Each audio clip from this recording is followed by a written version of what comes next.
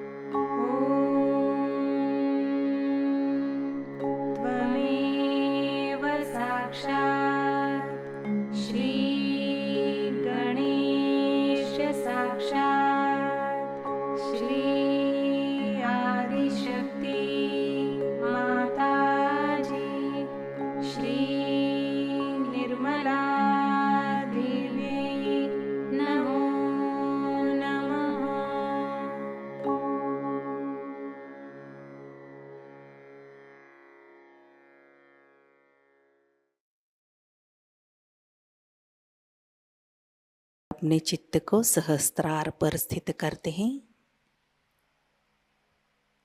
परम पूज्य श्री माताजी, कृपा कर सामूहिकता के सहस्त्रार पर आप विराजिए। सामूहिकता का अहंकार और प्रति अहंकार आपके श्री चरणों में समर्पित है। कृपा कर आप हमारा आत्म साक्षात्कार दृढ़ कीजिए माँ। कुछ समय हम ध्यान की अवस्था में बैठते हैं।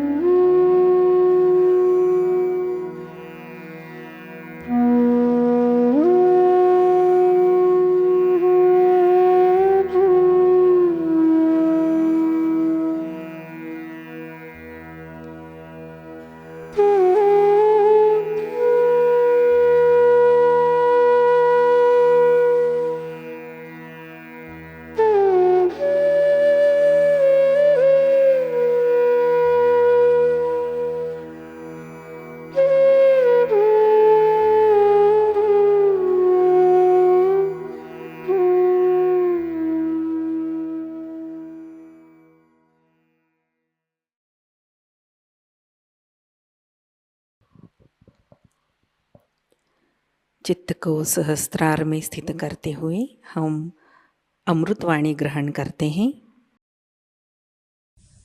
When this happened,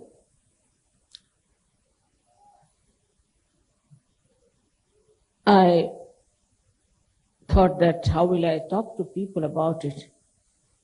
Because no one would understand. And it would be a big mistake on my part to say something about Sahasrara. Because even about Sahasrara, nowhere in the scriptures some things were described.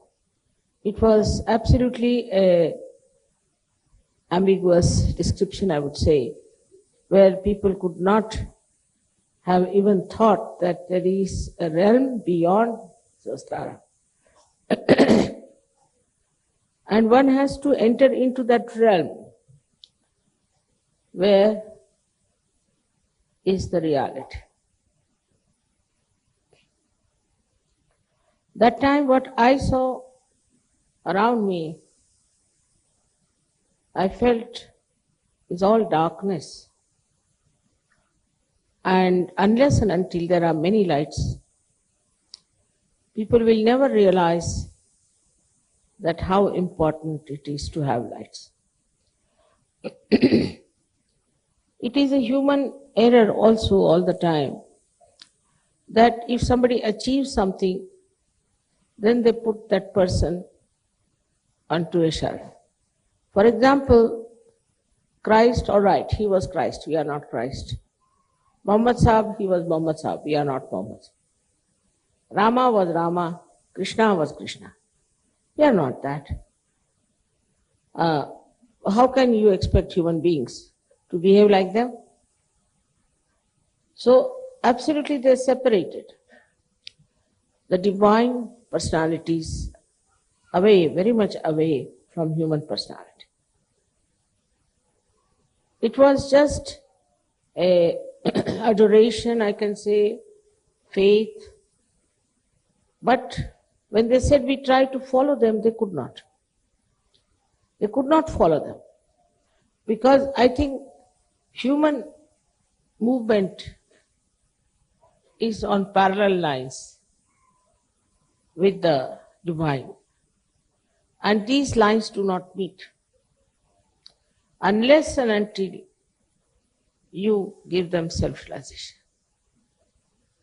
Human level is moving on another plane, and it has to come up to a higher plane to understand that what they know is not reality.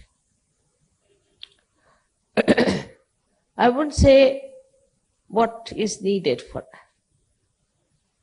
Because in my own experience, all kinds of people came to Sahajayoga. There are people described to be very bad, cruel, another ones who were very licentious, this, that, then another ones who were cheats, and they said, Mother, they are horrible. But I have seen that every human being is as if made of the same character as far as the spirit is concerned. Outside they may be different to look at. Their way of talking may be different. Their styles may be different. Their fondness for things may be different. But inside, they are all very beautiful. And this I found out one after another. You don't know how much it was giving me joy, not only joy, but also encouragement, support, and patience. And then now you see how Sahajayoga has grown. The greatest thing has now happened is, which I realize, I'm very happy about it, that Sahajogis feel very responsible about Sahajayoga. And they feel that they have to spread this enlightenment everywhere. It's their innate desire now to spread Sahajayoga. Firstly, it was that they should become spirits. Before that, also there were some people who didn't actually seek the spirit. But they also became Sahajogis. And I'm surprised with some of you that I never expected that they would go so far. And suddenly you hear that such and such person has gone there, has done this, has done this. So when you came into the realm of reality, I don't know which principle you accepted first. That's your understanding. But one thing you realized that you are definitely connected with the divine. Some people had tremendous experiences, some had mild experience. But most of them I saw started believing in themselves, understanding themselves, and having confidence about themselves. Because there are so many myths about God, religion, gurus, that when they saw the light of the Spirit, which gave them sense of reality, as if they steadied their mind, they steadied themselves. All this happened, I must say, in a very short time. I didn't say that it took me long or I had to go through lots of various experiences. Because to me, all these experiences are nothing. If a ship is seaworthy, it can face all kinds of high tides and all kinds of shocks and everything without any difficulty, because it is seaworthy. So I didn't feel that way, but only I felt that from human level to this spiritual level, to this divine level, when you are coming, then some of that still lingers on. Some of that is still there. It has to be cleansed. It has to be brightened, we should say, or absolutely enlightened. But what was the great thing about Sahajayoga? That you yourself did all that. It's nice to say, Mother, you did this, you did that. Maybe enlightenment part of it. But say now there are lights here, and these lights, unless and until they are attended to, looked after, and given oil of love, how can they go on burning? This is something, what I must say, that you people somehow or other realized how important it was to become good Sahajogis. Maybe introspection, I don't say. Maybe somebody else talked about it. Maybe it's your own understanding. Whatever it was, all of you tried to be good Sahajogis. Of course, there are people who are sometimes very angry with me, like, why don't you cure my sister, or why don't you cure my father? If you are God, this, that, is that. But it makes no difference to me, because they are so frustrated, so upset, so they are talking like that.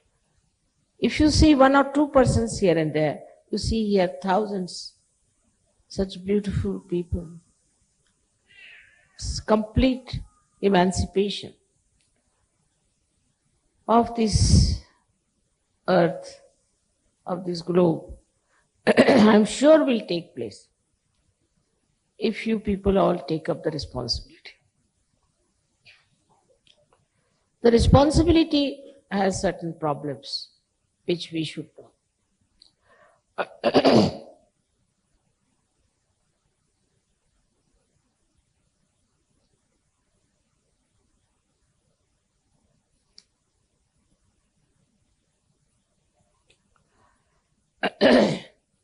When you feel responsible, you must know that you are not in charge. One thing. Secondly, you also must know that there are so many other forces so many angels and ganas are with you. You are not alone. So, to think that you are doing anything will make you maybe egoistic. At that time, what you have to do is best is to say, all right, I am not doing anything, it's the divine that is working it out. Not that the divine wants any credit from it. But by saying that, this balloon of ego will not come. And you will become humble. And this humility will definitely improve this great tree of spirituality within you. Definitely it will make you a very evolved personality, no doubt about it. But first of all, we have to say, I am not doing anything. It's very important to understand when you have spiritual authority to do things. It is not a testing ground, I can tell you this much. Many people think that mother is testing us. I am not testing. You are testing yourself. I am not saying don't do this or don't do that. You are testing yourself and now must know that you are in the beautiful garden of reality. Where very few have entered.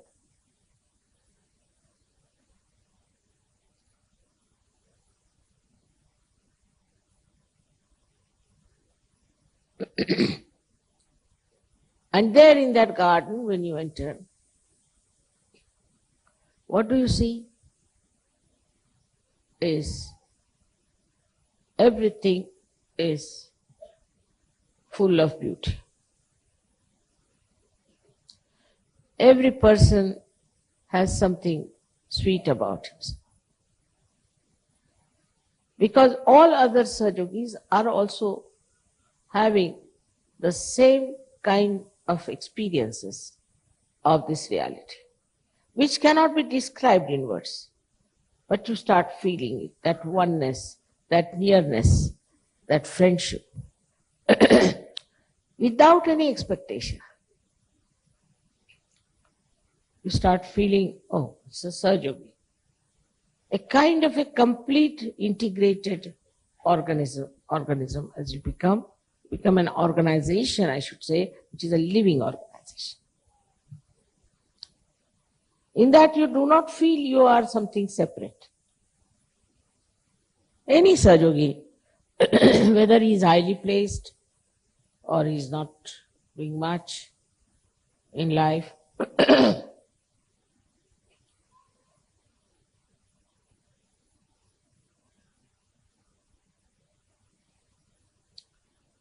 this integration, this oneness, this feeling of identification with others makes you so large, so big, so great, so powerful. You are not alone and you say, I am not doing anything. So you become so humble that you forget all these false ideas about class consciousness or religion consciousness or I don't know, all sorts of consciousness people. I don't know much about these consciousnesses that human beings suffer from, but I've seen how it happens. And when that humility becomes your character, not that you are humble because there's something to be done. You are humble. When people are doing some sort of, say, business, they'll be extremely humble and nice, but they'll be very unkind otherwise. Here then you become absolutely humble. And there's no duality in your personality left. But that doesn't mean you become weak. Humility is only possible for people who are strong, because they don't need any reactions. They don't need any protection. Their humility keeps them protected also very much. So you just start thinking or feeling, thinking is a funny word, feeling that you are a small dust particle. At the same time you feel you are the whole sky. It depends on where you are, what you are doing, what you are seeing, what you are witnessing. Sometimes you feel that all these big journeys are useless. You feel nothing to worry about them, very small. And with some people you feel you are very small. Such a flexible temperament you develop. And that makes you subtler and subtler. Because you can penetrate into anything, any subject, any personality, any understanding, any book, anything, any enterprise, in a very subtle manner, and you immediately see what is to be done. Because you become so subtle. And then when you become very great, then you start thinking, or I should say feeling, what you can do to help so many people, to do this great job, to do that.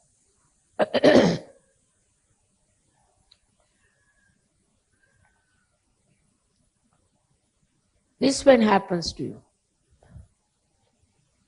they don't think that you are egoistical. Nor you should think that you are very small. Only thing is now you are the spirit. And spirit is very subtle. It's a very subtle light. But it can penetrate into anything. It can expand into anything. It can remain anywhere or it can disappear anywhere. This subtle personality that you are, which is your spirit, you even don't use it, but it uses you all the time. Without your knowledge, it uses you. So the second thing should be that you should not determine what you are going to do, what I have to do. If I have decided I must do like this. Whatever you have decided is all right. But if it does not materialize, there's nothing to worry. There's nothing to be upset. There's nothing to be overly nervous about. I'll give you an example. One day I was going to America. And of course, as it is, as all the surgeries are, they get quite worried. Now mother has to go to America. Means, see, everybody's upset. They're looking at the time. Now time is this, time is that. I was just smiling. I said, I have to go to America. Why are you worried? And suddenly one of the surgeon's child fell down and broke her hand. And she couldn't move her fingers. So I was just coming out. And as soon as he brought the child, I said, all right, I'm not going just now to the airport. They were very upset. Now she's not going to the airport, as if all the heavens are going to fall down or what. But I said, now let me see the child. I treated the child was all right. All right, I said, let's now go to the airport. And they were saying, Mother, the plane must have left, it's all right, doesn't matter, let's go to the airport. Went to the airport, and this plane that was going to take me was just there because there was something wrong with the plane. And there was another plane going to Washington, and I wanted actually to go to Washington instead of New York. So I was in the plane nicely going to Washington. But one must know that you are not doing. Everything is arranged and planned and beautifully kept for you. You decide something, all right. If your decision is all right, if you have to do that, it will work out. If it doesn't work out, it should not have been worked out. Now this is the difference between a person who is a realized soul and who is not a realized soul. A realized soul person is not bothered what he wants, what he likes, what he is fond of. He is not. Whatever he gets is all right. Now I can see you are living under this roof, which is so horrible. I mean,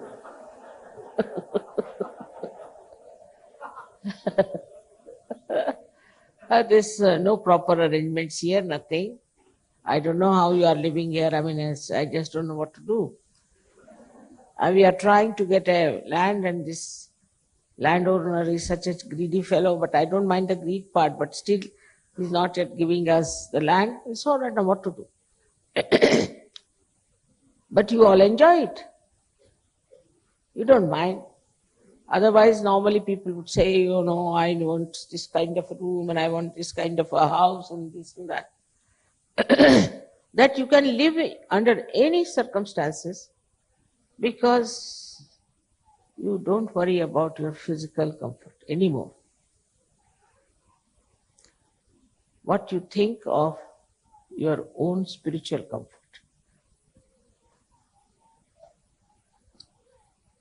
I've seen people, Sahajogis, so beautiful, even children. If there is a film going on, something funny comes in, immediately they all close their eyes. We don't want to see this. Nobody has to tell them because, you see, they are sort of inside, they have built in that subtle personality which cannot stand nonsense. They may not say something, they may not be harsh, but just they shun and go away from such place, automatically. So to describe the new personality is this way. That in the nature we see very clearly. In the nature, what we see is a tree grows. Now it has to expand, but it cannot, so it does not. If it can, it will. And also it tries to bring all the leaves exposed to the sunlight somehow.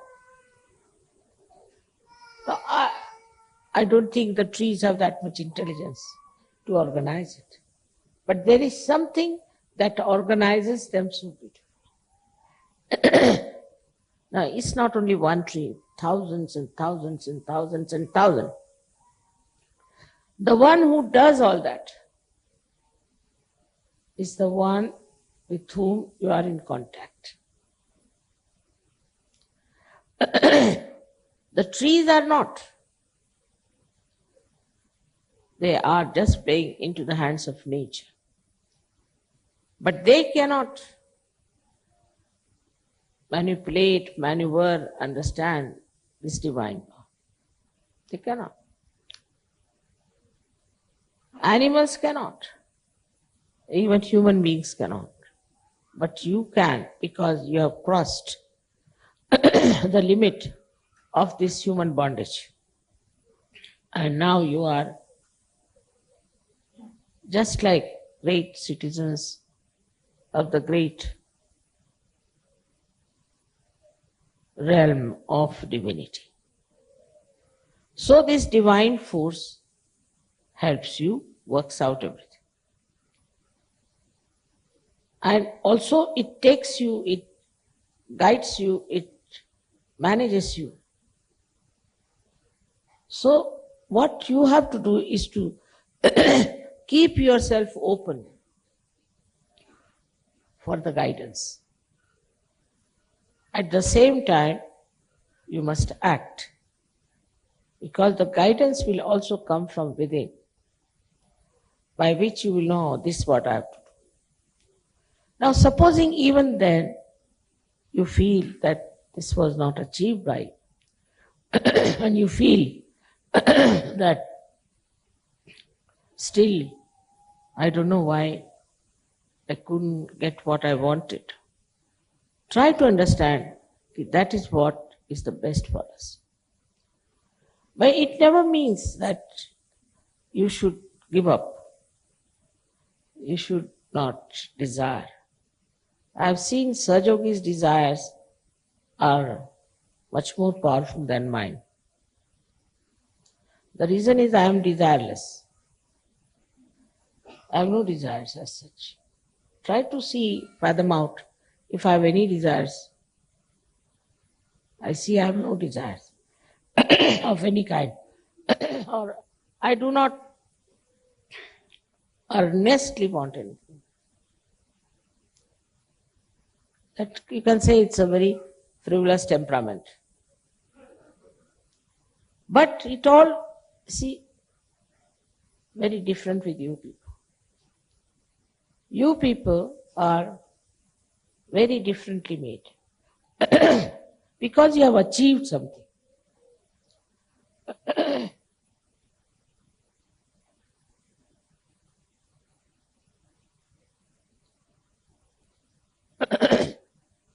I have not achieved anything. I am what I am.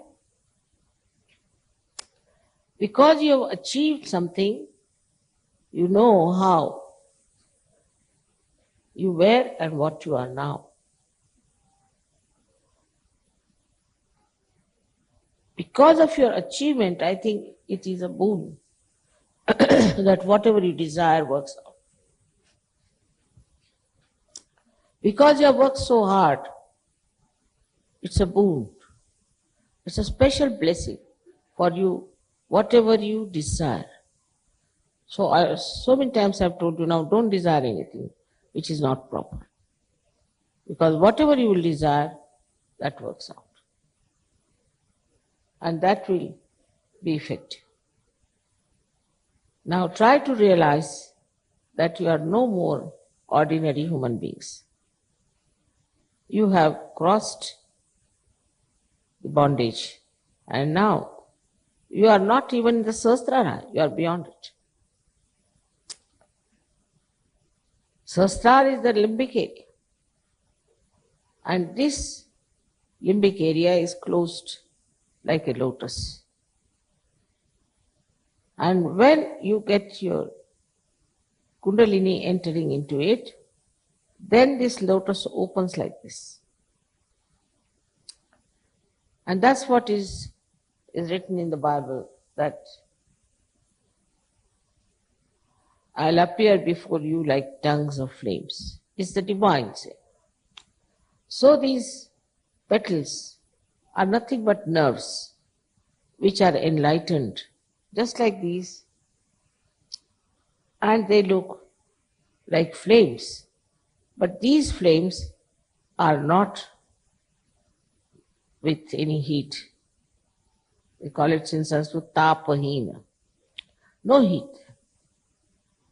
Extremely cooling, soothing, beautifully burning.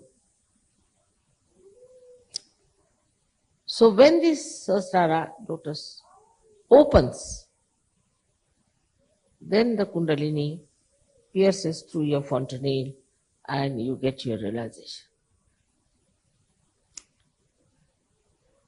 This is what has happened to you. Now, only thing is to keep this lotus open.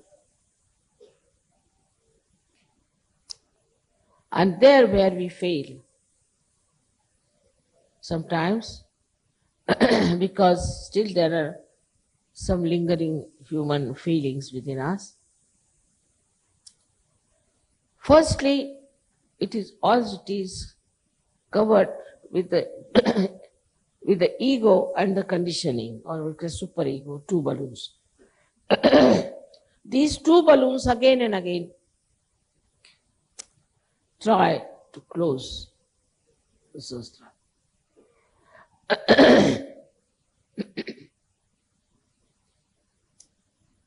So you have to be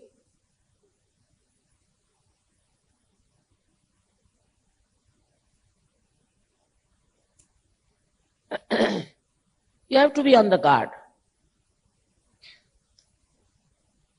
that what is closing my Sahasrara. The first is ego, which how to attack.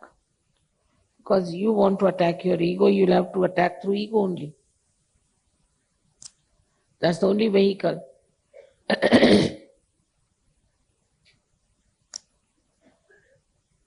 So we have this state of nirvichara, of thoughtless awareness, where we have to go. But the simple thing to do is very practical.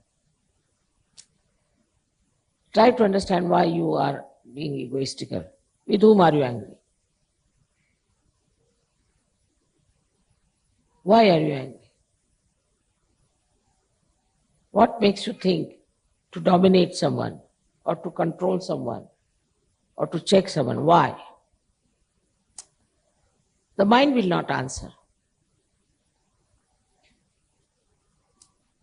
The simple thing, if you can do, that whatever things that upsets you or makes you feel very great,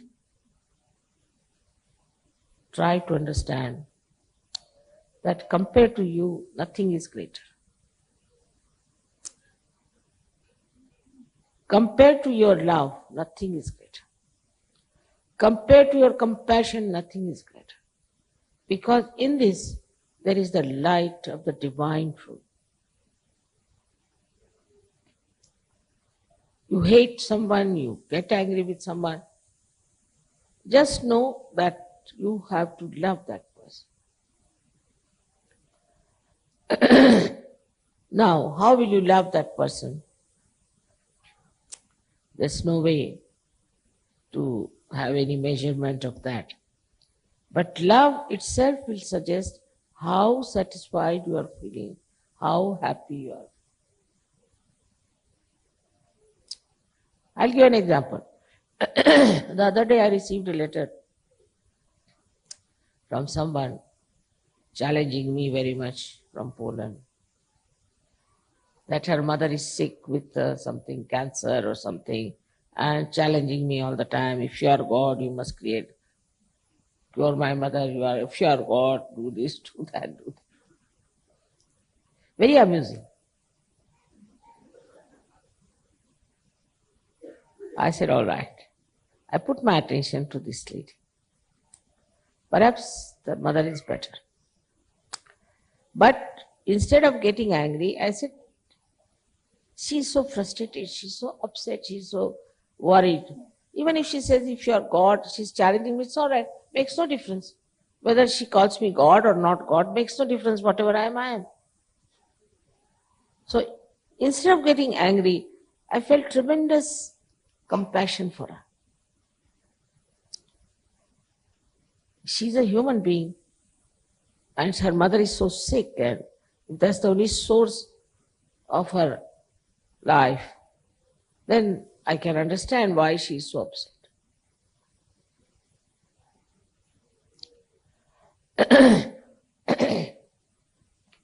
So if you just try, which you can do very easily. It's not difficult.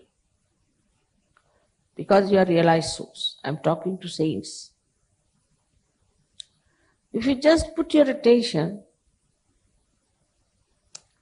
on a person with love,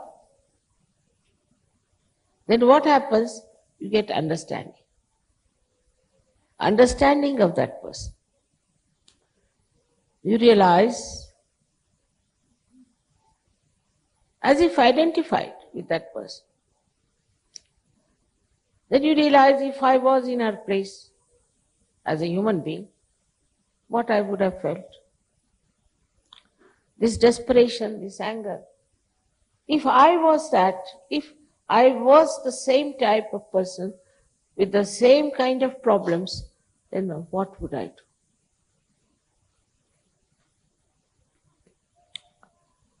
That solves the problem. So the identification part, you have such powers, I told you, can penetrate. The identification with another is very important.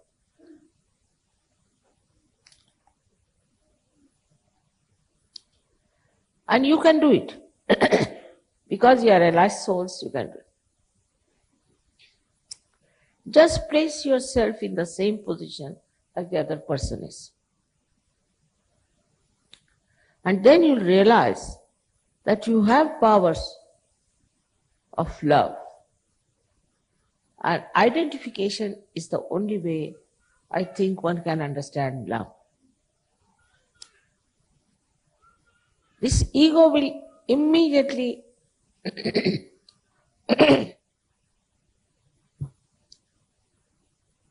sucked in as soon as you put your loving attention on that person.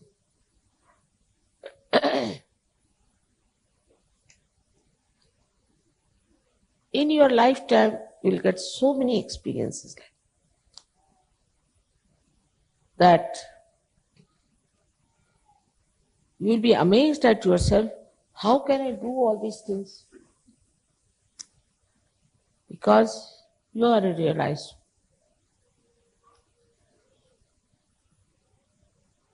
Also, as I said, when you are identified with another person, you put that person in charge of divinity.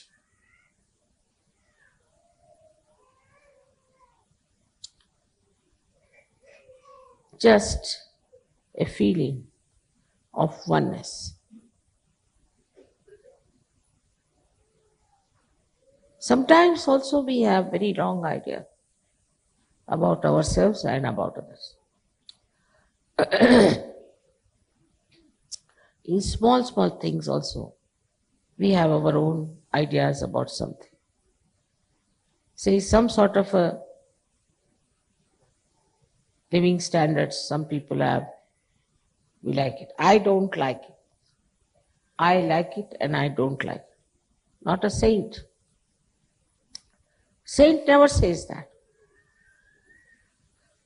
That time when you say that, you are falsely identifying yourself with another person. For example, the one, now supposing somebody has done such a beautiful flower arrangement. Instead of appreciating and enjoying it, you come and say, I don't like this, could have been better.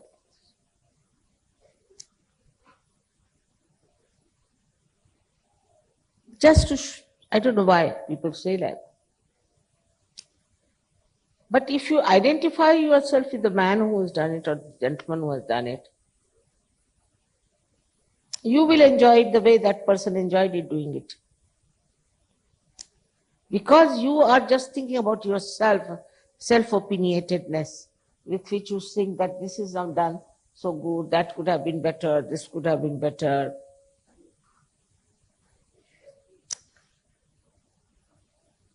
Who are you to judge anyone?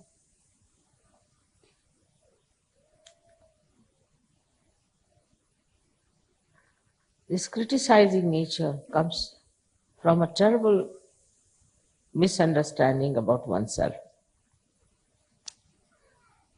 What are we? Why should we judge anybody else? Are we paid for it? So why waste energy on judging others?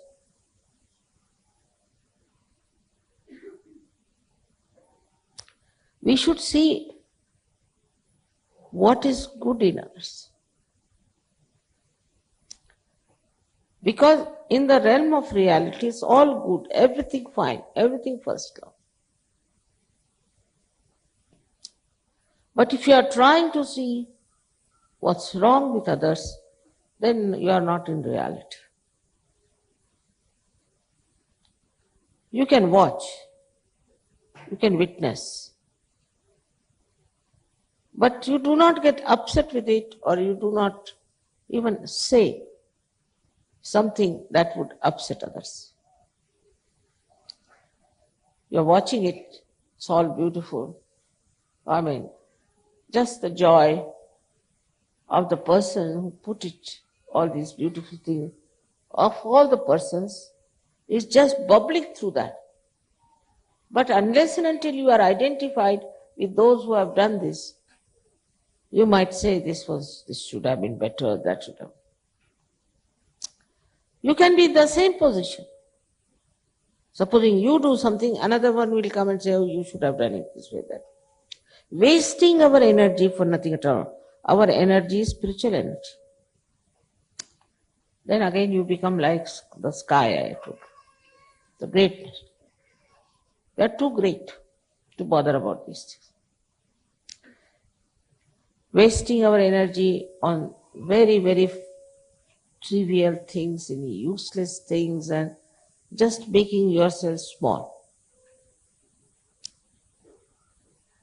But if this spiritual energy is used, because you can use it, you are the ones only who can manipulate it, not the trees, not the flowers. Then what you will do is to create oceans of joys. So then we come to Saj. What has Saj given you is all right. But what have you given to Saj? What have I given to Saj? Have I created oceans of joys for others?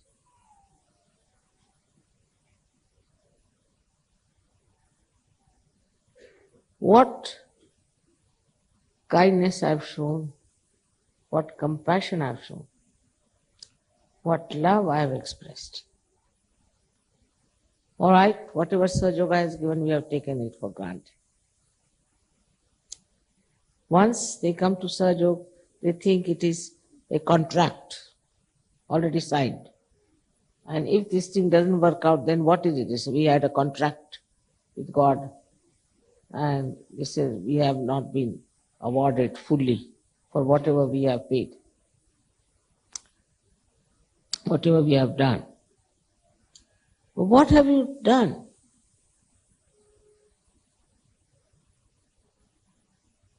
In this realm of reality? Have you enjoyed the reality? Have you felt the joy of this real love of divine? ध्यान की अवस्था बनाए रखते हैं।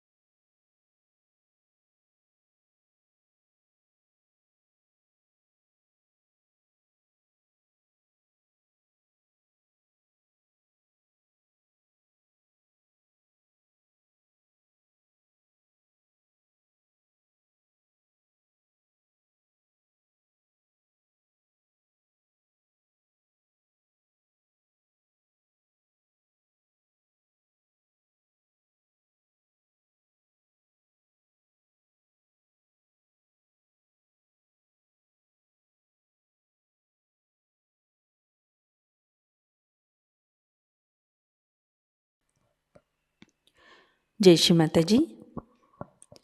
श्री माता जी के श्री चरणों में हम प्रार्थना अर्पित करते हैं। परम पूज्य श्री माता जी, आज का ध्यान आपके श्री चरणों में समर्पित है। आज की अमृत वाणी में आपने जो ज्ञान हमें प्रदान किया, सामूहिकता आपकी ऋणी है। परम पूज्य श्री माता जी, कृपा कर हमें ध्यान की गहनता, गहराई प्रदान कीजिए, जिससे हम सहज धर्म की गरिमा में रहे, ऊंचाई में रहे। श्री माता जी, हमें गतिशील, कृतिशील, सतर्क और स्वयं अनुशासित सहयोगी बनाइए, जिससे हम सहयोग फैलाने के प्रति हमारा उत्तरदायित्व निभा सके।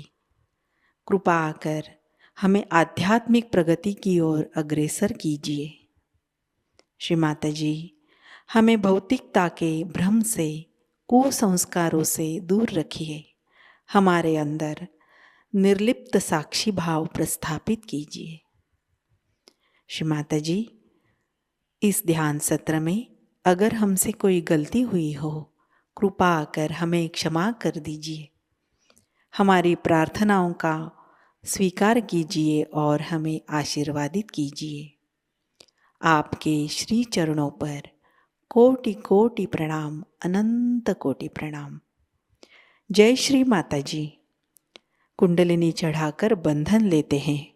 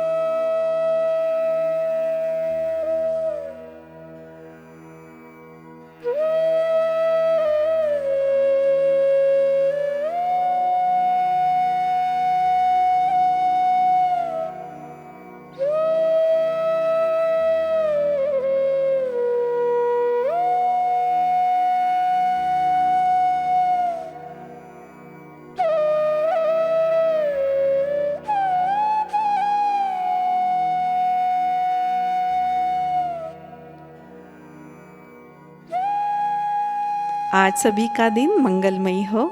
आज का ध्यान सत्र अभी संपन्न होता है। जय श्री माता जी।